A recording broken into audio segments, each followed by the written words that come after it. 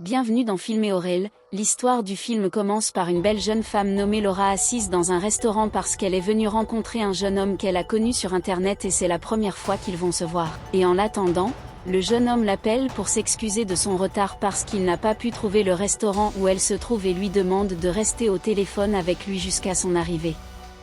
Laura accepte et continue de discuter avec le jeune homme en lui disant qu'elle est professeure d'université et qu'elle enseigne aux étudiants la réalisation de films, surtout les films d'horreur sanglants. Et ils poursuivent de la conversation jusqu'à ce que le jeune homme lui dise qu'il est proche des lieux et lui demande de se tenir devant le restaurant pour qu'il la voie. Laura sort et se tient dehors et lui demande où il se trouve. Le jeune homme lui répond qu'il est encore en chemin et lui propose de marcher vers lui pour qu'ils se rencontrent à mi-chemin. Le jeune homme attire Laura qui entre dans une rue sombre déserte et là apparaît une personne masquée qui l'attaque, la poignarde et la tue d'une manière terrifiante. Puis il retire le masque et le costume qu'il porte. Et nous découvrons qu'il s'agit d'un étudiant nommé Jason qui étudie à l'université où travaille Laura. Et il s'avère que Jason est un sadique psychopathe parce qu'il prend plaisir à tuer les humains. Et après avoir achevé son enseignante, il prend ses affaires et quitte les lieux sans être vu par personne. Puis il retourne chez lui.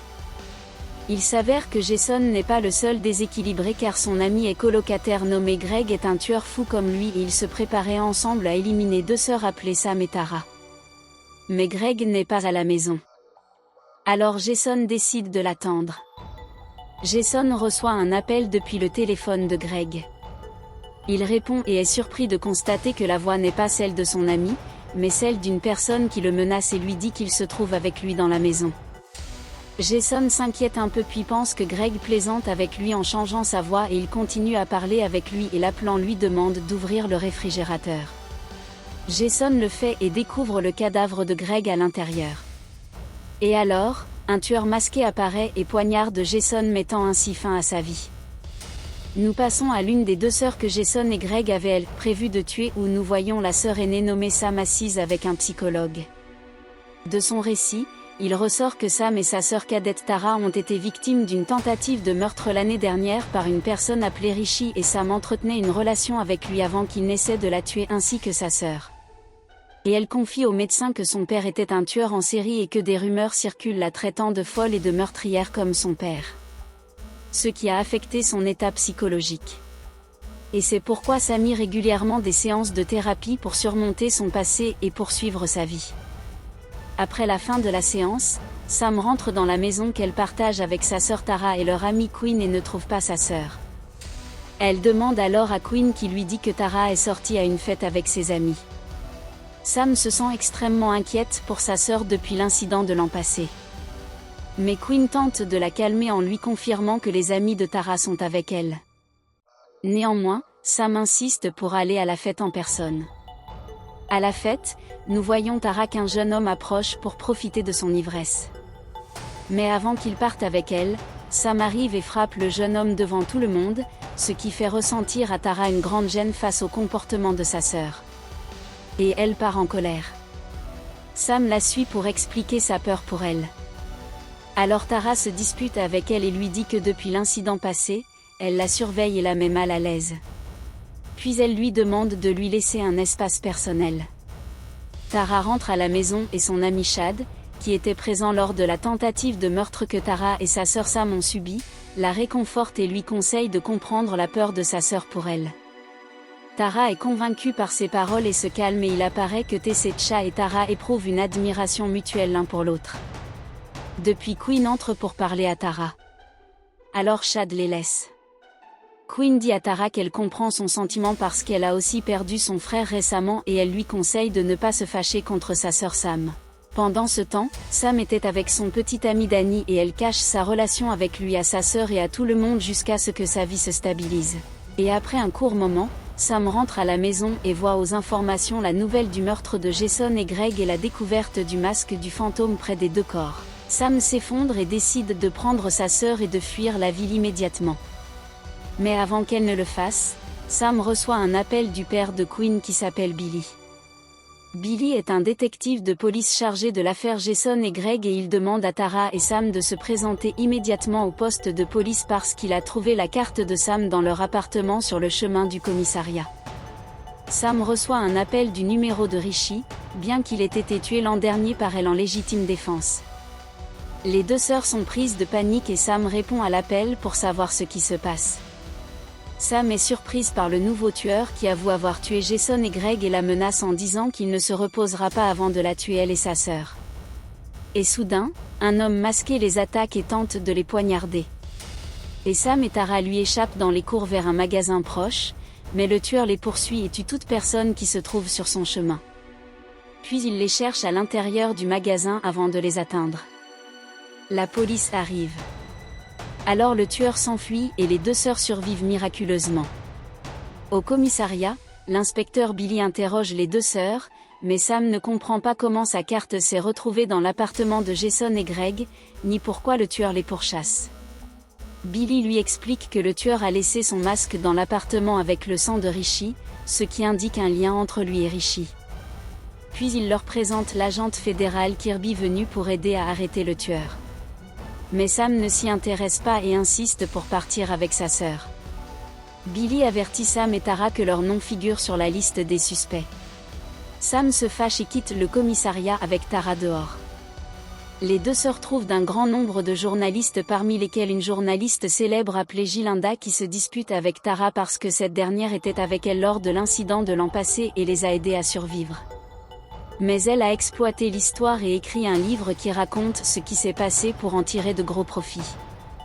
Et elle a terni l'image de Sam en la décrivant comme folle comme son père. Gilinda s'excuse auprès des deux sœurs en disant que quelqu'un aurait de toute façon écrit l'histoire et elle leur demande pardon. Mais Sam et Tara refusent et quittent les lieux. Puis les jours passent sans que Billy et Kirby ne trouvent la moindre piste menant au tueur. Tandis que les rumeurs contre Sam augmentent et beaucoup l'accusent des crimes en cours, ce qui l'afflige profondément. Alors Chad et Tara rassemblent leurs amis pour lui remonter le moral et ils passent un bon moment à sortir et à discuter. Pendant qu'ils sont occupés, le tueur s'introduit dans l'appartement sans qu'ils ne s'en aperçoivent. Mais leur voisin d'en face le voit depuis sa fenêtre et appelle Sam pour la prévenir. Mais elle ne répond pas. Puis le tueur attaque l'appartement et tue Quinn et poursuit les autres. Chad et Tara réussissent à sortir de l'immeuble tandis que Sam et ses amis entrent dans une pièce et la ferment à clé. Puis Danny les appelle depuis son appartement et place une échelle entre les deux fenêtres pour qu'ils puissent fuir. Sam passe la première puis d'autres passent mais la dernière personne n'arrive pas à s'échapper parce que le tueur brise la porte et la fait tomber de l'échelle. Puis le tueur s'enfuit mais il est certain qu'il reviendra pour éliminer Sam et Tara. Le lendemain, la police arrive à l'appartement et commence l'enquête tandis que Sam et Tara vont réconforter l'inspecteur Billy qui était en larmes, incapable de se contenir après le meurtre de sa fille. Quinn puis Billy leur dit que la police lui a retiré l'affaire après la mort de sa fille, mais il leur affirme qu'il ne se calmera pas tant qu'il n'aura pas trouvé le tueur et vengé sa fille. En même temps, Chad commence à soupçonner un jeune homme nommé et car il était leur ami ainsi que celui de Tara mais n'était pas avec eux la nuit précédente lors de l'attaque du tueur. Chad agresse Ethan et lui demande où il était cette nuit-là. Ethan lui répond qu'il participait à un séminaire et que plusieurs personnes peuvent témoigner de sa présence. Chad n'a plus rien à dire mais décide de le surveiller. Gilinda arrive sur les lieux et s'approche de Sam et Tara pour leur dire qu'elle veut les aider à trouver le tueur en leur demandant de mettre de côté leurs différends pour arrêter le coupable et assurer la sécurité dans la région. Sam et Tara sont convaincus par ses paroles et lui pardonnent temporairement afin de bénéficier de son expérience journalistique. Gilinda leur révèle qu'elle enquêtait sur les meurtres de Jason et Greg et a découvert qu'ils avaient secrètement acheté un bâtiment inconnu de tous. Alors, ils décident tous d'y aller dans l'espoir de trouver une piste menant au tueur. Une fois arrivés, ils découvrent que le bâtiment est un musée contenant tout ce qui concerne les tueurs en série ayant utilisé le même masque que celui du tueur actuel. Et ils réalisent que Jason et Greg étaient obsédés par ces tueurs et les imitaient. Mais que le nouveau tueur inconnu est différent car il tue dans un but précis et pas seulement par obsession. Le jour suivant, tout le monde élabore un plan et utilise Sam et Tara comme pour attirer le tueur. Il les laisse sans protection pour que le tueur les appelle et tente de les localiser pendant que l'agent Kirby suit l'appel et en localise la source. Le plan semble réussir mais la surprise est que le tueur connaissait déjà leurs intentions et les appelait justement pour qu'ils le découvrent. Et lorsqu'ils identifient l'endroit, il le retrouve dans l'appartement de Gilinda. Alors tout le monde s'y rend car sa vie est en danger. À ce moment, le tueur attaque Gilinda et tente de la tuer. Il parvient à la poignarder et était sur le point de l'achever. Mais Sam et Tara arrivent au dernier moment et lui tirent d'en dessus. Le tueur s'échappe alors et la police arrive pour emmener Gilinda à l'hôpital. Elle survit de justesse. Tara et Chad se réunissent et décident d'en finir avec le tueur avant qu'il ne les élimine. Ils se mettent d'accord pour le piéger dans le musée de Jason et Greg afin de le tuer là-bas en s'aidant de Billy et Kirby. Ils se préparent et se rendent au musée en attendant l'arrivée du tueur avec Kirby. Sam reçoit un appel de Billy, lui disant qu'il a contacté le bureau fédéral au sujet de Kirby et appris qu'elle avait été renvoyée 2 mois auparavant pour troubles mentaux. Il soupçonne qu'elle soit la tueuse, ce qui effraie Sandy.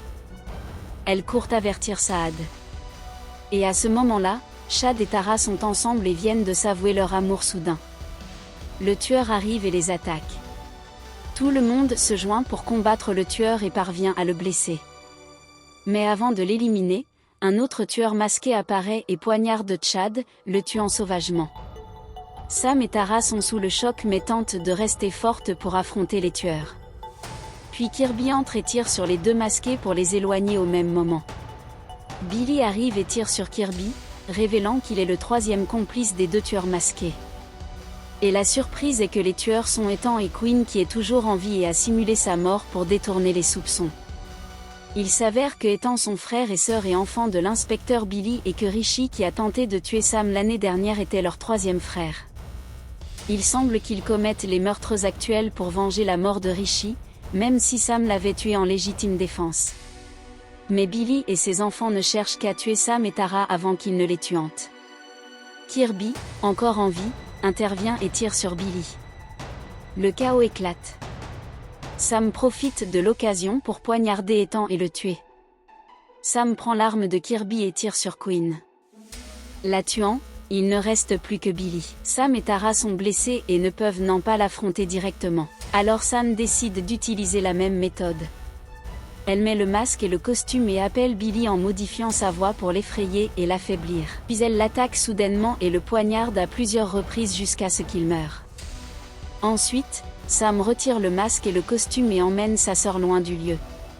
La police arrive accompagnée de Danny qui se rassure sur l'état de Sam et les ambulances transportent Kirby et Chad qui s'avèrent être toujours en vie par miracle.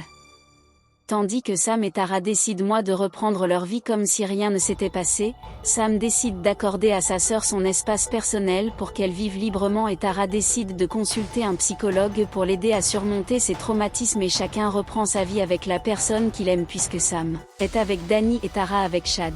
Et c'est la fin de notre vidéo, merci de liker, commenter et abonnez-vous à la prochaine.